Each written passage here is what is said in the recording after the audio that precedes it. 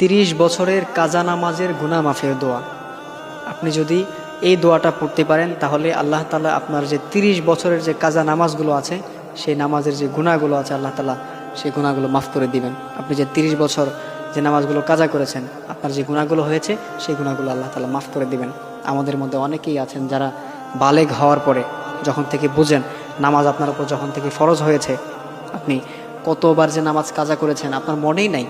আমাদের মধ্যে অনেকেই আছে না যারা মানে কয়জন আছে যারা বলতে পারবে যে আমি এতগুলো নামাজ কাজা করেছি? কেউ কিন্তু বলতে পারবে না বুকে হাত দিয়ে যে আমি এতগুলো নামাজ কাজা করেছি। তার মনেই নাই যে সে কতগুলো নামাজ কাজা করেছে। অনেকেই আছেন আমাদের সমাজে, এটা অ্যাভেলেবেল। অনেকে আবার এই বিষয়ে প্রশ্ন করেন যে হুজুর, আমার জীবনে যে আমি নামাজগুলো কাজা করেছি এগুলো কী করে আদায় করবো বা এগুলোর গুনাহ আমি কী করে মাফ করাবো? অনেকে আছেন এরকম করে বলে থাকেন। আবার বলেন যে হুজুর, আমার তো মনেই নাই, এখন আমি যে কাজা নামাজগুলো আদায় করব, আমার যদি মনে থাকতো তখন আমি আদায় করতাম, কিন্তু আমার তো মনেই নাই আমি আমার জীবনে কতগুলো নামাজ কাজা করেছি। এরকম অনেকেই আছেন এরকম করে বলে থাকেন। প্রিয় ভাইয়েরা, আপনি যদি এই দোয়াটা পড়তে পারেন, আপনার যে 30 বছরের কাজা নামাজ, এই 30 বছরের কাজা নামাজের গুনাহ আল্লাহ তাআলা মাফ করে দিবেন।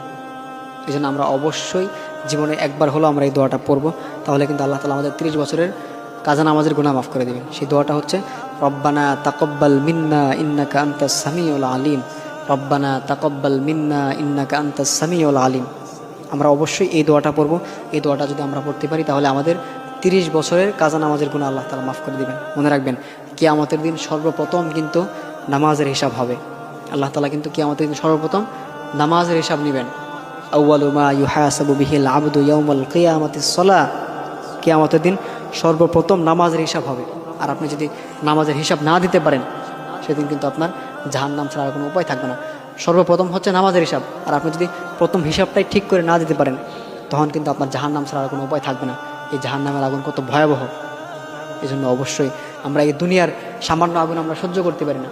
এই দুনিয়ার আগুনের থেকে 70 গুণ বেশি কঠিন হচ্ছে জাহান্নামের আগুন। আপনি সেটা কী করে সহ্য করবেন? এই জন্য আমরা অবশ্যই এই দোয়াটা পাঠ করব, তাহলে আমাদের 30 বছরের যে কাজা নামাজ আছে সেই কাজা নামাজের